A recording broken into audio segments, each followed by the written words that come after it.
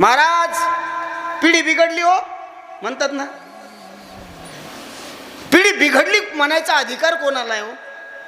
जो स्वतः सुधारलेला आहे त्याला आहे. आपणच आपला मेळ नाही, आपण म्हणतो पिढी बिघडली. पिढी बिघडली नाही, तुम्ही आम्ही बिघडवली, याला जबाबदार आपण आहेत.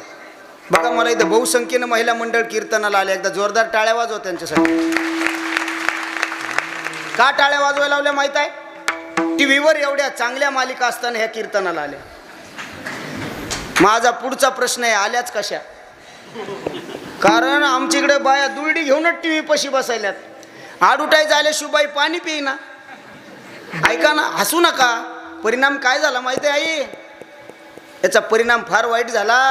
तुमच्या घरातली लहान लहान लेकरं नाही, लहान लहान लेकरं ही मोबाईलवर बघितल्याशिवाय आता जेवण सुद्धा करू शकत नाही. ती आत्ताची वस्तुस्थिती आहे. त्यांच्या तोंडात घास जात नाही. कदाचित तुम्ही त्यांचा फोन बंद करून बघा,